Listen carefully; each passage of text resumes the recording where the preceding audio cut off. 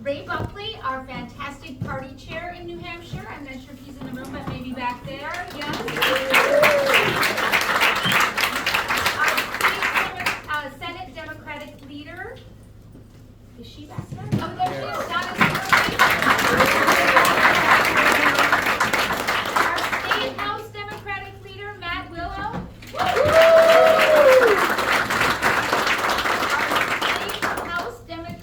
Deputy leader. Did I get that right? Yes? All right. Alexia Simpson. And some of you might already know, well, you probably know all those people too, but Xavier and all of you.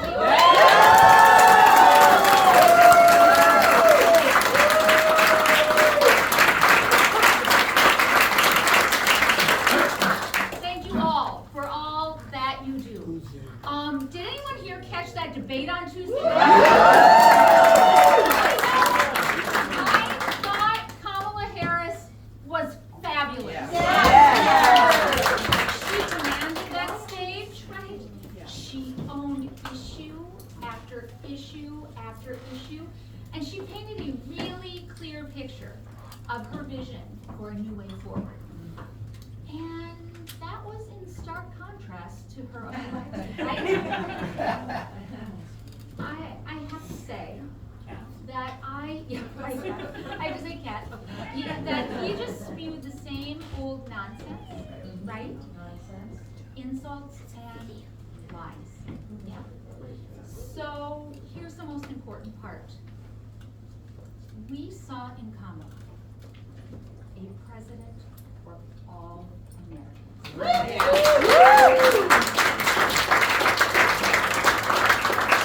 And that was a clear contrast to Trump, because in him, we saw a president for himself. Yes. Yes. That is a distinct difference. Vice President Harris, she did her job. She did, in an amazing way, right? Brilliantly.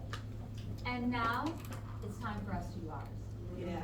And that is why we're here today, because if we work our tails off for the next, you know how many? 54. 54, that works. We have a chance to do something really special, extraordinary. I mean, we don't even usually say this word, but historic. Yes. So right here, and right now, we have the opportunity, all of us in this room, me, Tim, Kamala, Doug, we have the opportunity to choose a new way forward, and that's what she asked us to do. Forward to a future where everyone can see themselves. I'm choosing that word intentionally, where everyone cannot just get by, but can get ahead. Where everyone has the freedom to build the life they choose. And that includes fighting for our reproductive freedom.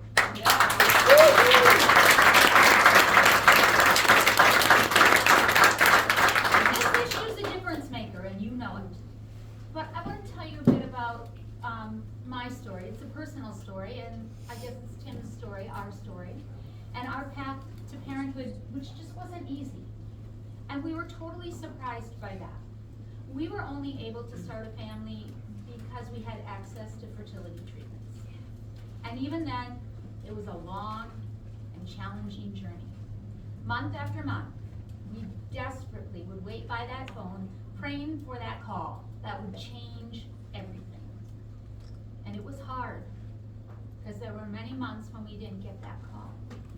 But it was so worth it. We had our daughter, finally, and it was no accident that we chose her name, and we named her Hope. You may have seen it.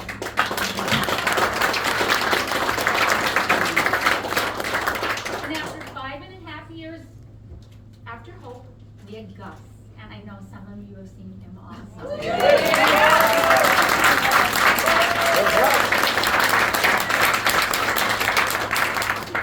And I have to tell you, they are the center of our world. And we cannot imagine our lives without them. They are everything.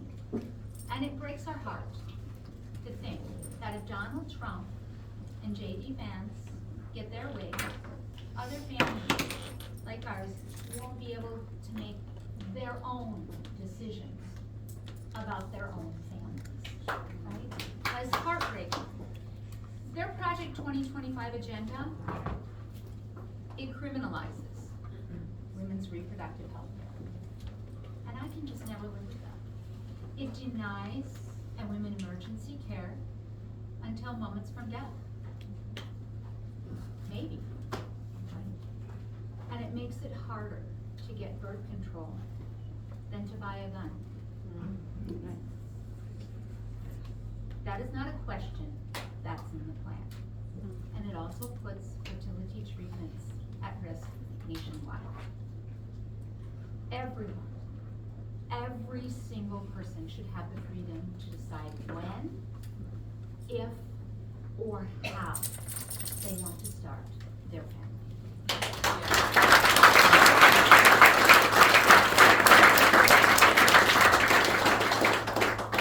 I think that is a pivotal issue in this campaign. And I'm an English teacher, you may have heard that. And I really think words matter. I usually choose mine very carefully. So when I'm saying everyone, I want to say this again. I don't just mean some people. We don't mean even only those who vote for us. We mean all of us, everyone.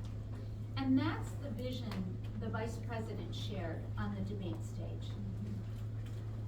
And for us, that is the future that we find it worth fighting for, right? Yes.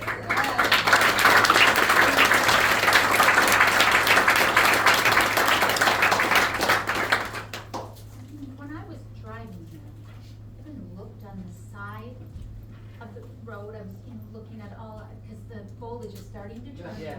It's not yet in Minnesota, but your sumac is earlier than ours. I was looking, but I saw on the side your state motto. Live free or die, and you mean it.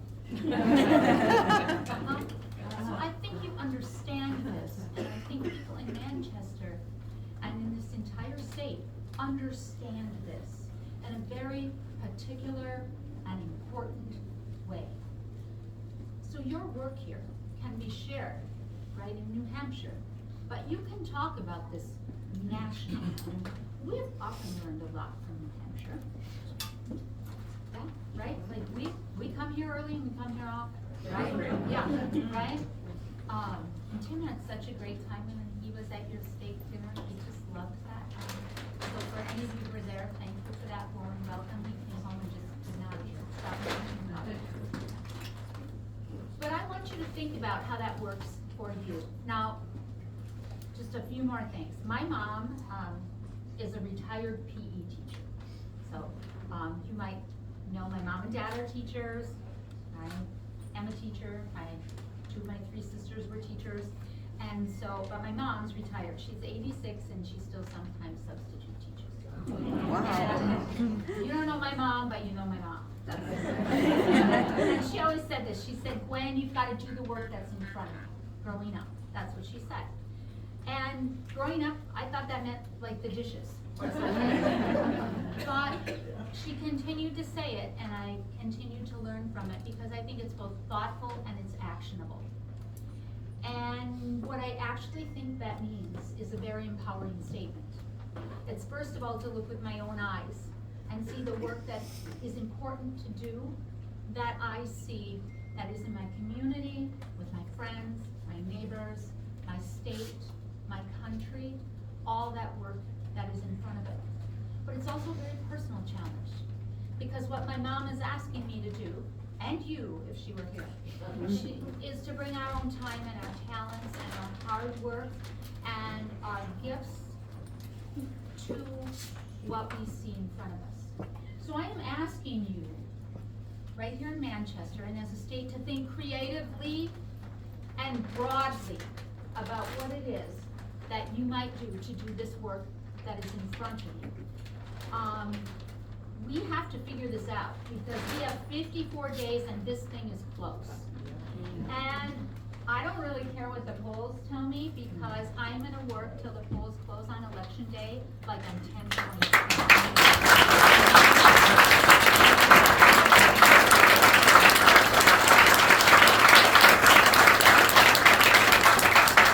Every time I'm with VP Harris, every time I'm with her, and we do some event or whatever it is, she says, that was great, and we haven't won anything yet. That's what she says. And that is like, get back to work, right? And I kind of like that. We have a lot of that work. So I am asking you to see it in your own way, to imagine it in ways that you haven't before, with your time and your talents, and maybe even pushing yourself harder than you would. Now, the governor says, we'll sleep when we're dead, right? You've heard me say that? I am not advocating that. But maybe we'll nap the day after the election. I'm asking you to keep volunteering. I'm asking you to ask your friends to volunteer, and for them to bring their friends to volunteer. I have been in rooms across this country where we have brand new phone ringers for the first time, right? Brand new. We might have brand new people here volunteering. We can bring in more people, and we need people to show them how to do it too. So bring your friends. I'm asking you to have hard conversations, even when you don't feel like it, with both undecided voters and people who might have a sign you disagree with in the yard. Because we're not giving up on it. Yes. We can't. We can't. We all have a power to choose a new way forward. We define that. New Hampshire defines it. Even with your state model, you define it, right? But we're gonna have to fight for it. And I am here and several other places in the state, and I'm even up to Maine, all the way to Bangor. Yeah, all the way up there, right? And then back. Because we are gonna have to fight for it every single day in every single way. So I am asking you to do that with me, with Tim, with Kamala, with Doug, with your friends and your neighbors. Because here's what we know. And I love it when she says this, I don't do it as well, but we're gonna do it. We know how to do this, right? It's okay. We're ready for the chant. Perfect timing. We know what to say. When we fight, we win! When we